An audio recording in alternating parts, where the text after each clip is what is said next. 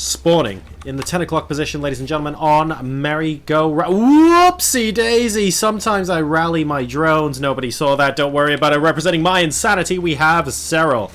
And very quickly moving away from that ever so slight piece of over micro. Spawning over here on the right-hand side in the 2 o'clock position as the red Protoss player.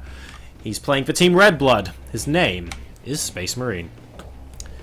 Fighting for his life at the moment. He is 1 game away from bowing out of the tournament entirely, or 2 games away from going through to the round of 8. This seesaw that we're on at the moment is swinging quite a lot. And at the moment, it has to be said, it's swinging in Serral's favor, but SpaceMarine can do something to solve that issue. A very early probe scout there will be able to spot that Serral is in fact in the top left position. So just checking out and seeing what's going to happen, deciding what he wants to do with his opening here, SpaceMarine. He's chrono boosting probes and he's got several queued up, so potentially that says Nexus to me. I'll be keeping an eye out. Of course, the pilot on the low ground is a statement of intent from our Protoss player. In the meantime, Serral continuing with the build that has brought him success so far in this tournament. Of course, you've got the spawning pool going down first before going for any sort of hatchery shenanigans. Also means that any sort of blocks that we have are just going to happen significantly earlier.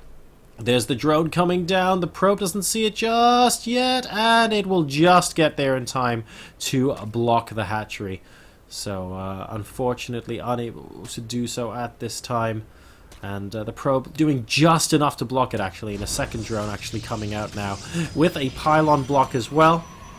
Very, very frustrating. Is he even going to cancel the pylon and rebuild? Because that would be, I mean, that would just be the ultimate here. It doesn't look like it. Oh, is he going to cancel? The probe needs to get there. There's the cancel, and he gets there in time. Will he start a pylon again? Oh, this is pretty tense here. The probe is going down to 10 hit points by the looks of things. Is it 10? No, it's 5 actually. And the hatchery is going to go down. These Zerglings, though, don't seem to care that the probe is still around. Oh, yes, they do indeed. Never you mind. And the probe is going to go down. So nice little bit of harassment there from SpaceMarine. But ultimately, the probe goes down. And as a result, the hatchery is able to go up as normal for Serral here. 21 supply versus 18 doesn't mean very much at this stage of the game. We have the Forge and the Photon Cannon now completing as part of this wall off as well, and this Overlord from Serral will actually spot that, so knows that these links can't really get in. This probe on hold position, is he going to try and pick it apart? It looks like it. Oh, forcing the pylon to go down just in case he needed an emergency wall. Successfully does that, and Cybernetics Core going down instead now. Is he going to try and pick off this probe? I don't think he is really at this point. And later on, of course, we could just have a Zealot blocking here instead, and that'll be fine. In the meantime, those second and third hatcheries going down very, very quickly, of course, for Serral, knowing that with this kind of opening coming out of our Protoss player, there is nothing that he can do to kill him anytime soon, unless he snuck a probe out and wants to cannon rush, for example. He's basically fine. So no need to worry about that one at all. And I love that these links are staying here, by the way, guys. He knows that that was an early probe scout. He's killed the first probe, and Serral's basically saying, look, I don't think you have a second probe out on the map, and because of that, I'm going to sit at the bottom of your ramp, and anything and everything that goes out, I'm going to be able to spot it. I've also just realized something, by the way. I thought picking these up in the single-player campaign gave you 100 gas. Maybe that's why these lings are here. They're preventing the Protoss from getting 200 free gas. That must be it. I'm pretty sure they're just like gas canisters in the single-player mission, right? Someone tell me in chat if I'm right or wrong here. But they look suspiciously like what I recognize as plus 100 gas in some of the single-player missions. Anyway, he won't be able to pick that up because this map is not imbalanced like that. Well, like that anyway. Robotics facility is going to be coming up on the top of the ramp here for our Protoss. And Serral just popping in with an Overlord to go, hang on a second, what's going on here? Oh, can't really see too much. He spots a third gas from being taken, and I think he just about spotted the fourth Vespene Geyser. And that was about it, really. He couldn't see anything else, so opting to preserve the life of this Overlord, which I really like, by the way. Could always make it an Overseer later. I'd try and move things in that way. In the meantime, a couple of gateways going down behind the mineral line, and this Overlord is going to be able to see that that's a robotic facility, and that is most definitely another gateway. So he's been able to count them, knows we're going up to 4 gateways. We'll actually see the Warp Prism as well. Serral, does he spot it? Yeah, he definitely does. So really nicely played there. A single Zealot going to be moving out into the middle of the map to try and do a bit of harassment damage. Unfortunately, there are Queens here spreading creep, so the answer to whatever the Zealot was trying to do is a resounding nope. And that's going to be that, I'm afraid.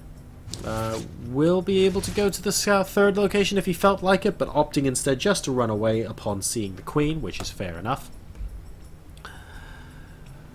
And well, Twilight Council getting started. Lair nearly completing, by the way, now for Serral. So we're definitely not going to see any Dark Templar play early on like we did previously. No worries. We're in fact going to be seeing the Robotics Bay get added on extremely quickly indeed.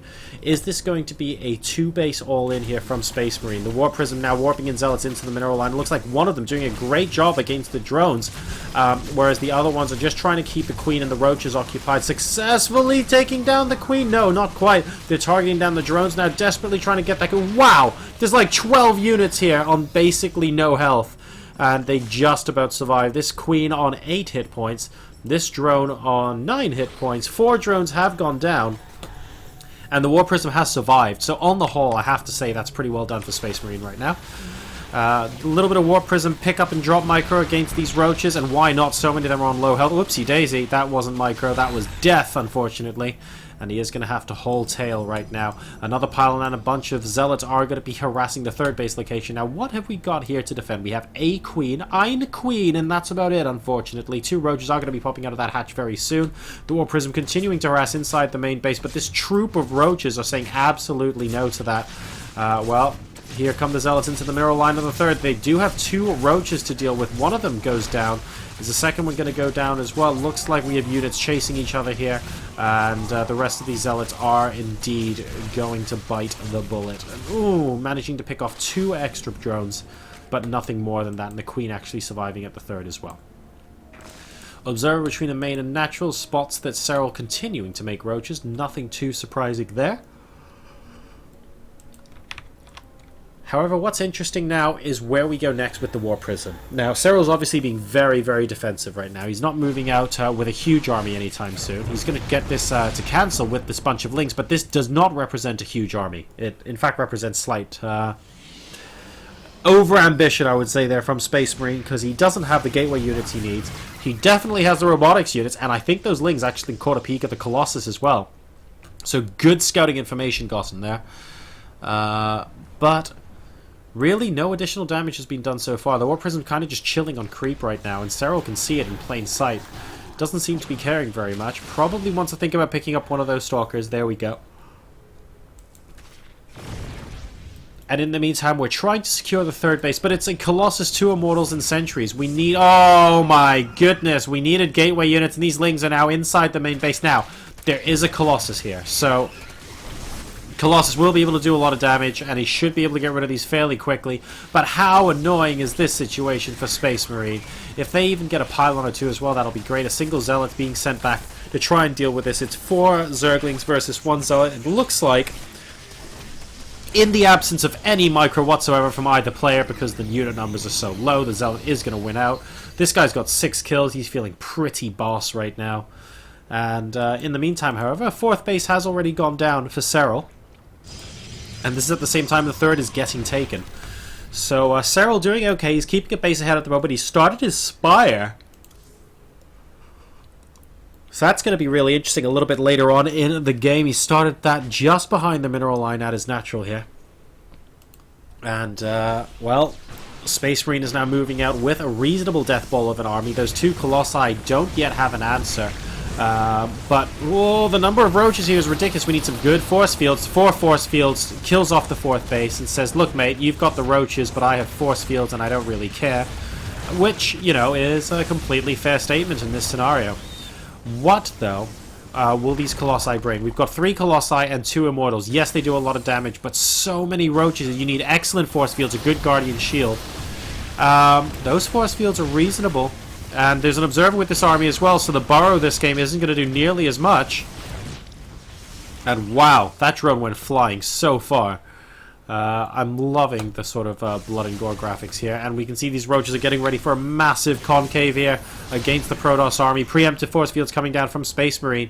And I think he's trying to work out if he can actually engage into this. He probably wants to force field this army off so that he can move south and try and engage into that choke point. He doesn't seem to be able to at the moment. There's still a decent amount of energy left on the sentries. Good force fields on the left-hand side. Is he going to be able to engage the army on the right? The Colossi still doing a lot of damage, but the roaches are starting to get through and kill off a lot of these units. One Immortal goes down. The second Immortal is about to go down, and we have a recall from the Mothership Core. An excellent choice. Oh my god, the Immortal says, hang on a second, guys, wait for me. And unfortunately, well, at least it was quick and possibly not painless, but he's going to go down. The Colossi do survive, though. 4 of them are here. And we are, you know, using an army at the moment that's predominantly roaches. We've got 7 mutas on the field and 7 more on the way. So not going for Corruptors, going for the more versatile Mutt-Mutts over here. And, well, their first order of business is to pick off that War Prison. They successfully do that. That's going to be incredibly frustrating for our Protoss player. And now SpaceMarine, in terms of initiative at least, is on the back foot, because he's going to have to come back and defend against these Mutilas. He was not expecting to have to do that. He might have been expecting Corruptors, but these have harassment potential as well. And he's forcing a Photon Overcharge, actually, at the natural there. So that's great news. And now all of a sudden the Protoss is stuck in his base because it's so difficult to defend when these Mutilas can be flying everywhere. How do you just move out and attack? It's basically impossible to do it safely without just saying, look, I know I'm going to lose some stuff here. So that's why we've got the 5th base going down now for Serral. That's why we have this massive pool of roaches and lings completely on the opposite side of the map. He can afford to do this right now. His army's not that out of position because the army for SpaceMarine just isn't in an offensive position to attack. Good blink away, actually. Those Mutilas getting a little bit greedy trying to pick off a Stalker there. I'm not sure they should have tried. Flyer attacks level 1's about to complete as well. And a pneumatized Carapace for good measure will also complete. And wow, we have hatcheries number 6 and 7 going down now as well for Serral. And the reason this is happening, guys, is because, like we said earlier, these mutas mean that the Protoss are not going to attack anytime soon unless he basically does it as part of an all-in. And what Serral's doing right now is tempting SpaceMarine to do a bit of an all-in, because there's not much else he can do. He's picking apart pylons left, right, and center. These Phoenixes are being annoying, but he can actually just take on the Stalkers straight up. If he gets the Mothership Core as well, that could be huge. He can just about take on these Stalkers here, and I think he's going to try. The Mothership Core is moving away. He needs that for Photon Overcharge later. The Phoenix is going to be able to get a couple of potshots up, but these Mutilas are starting to grow in number and get really, really scary. 2 probes now killed, and there's a whole bunch more, but he is more interested in the Mothership Core. Gets it.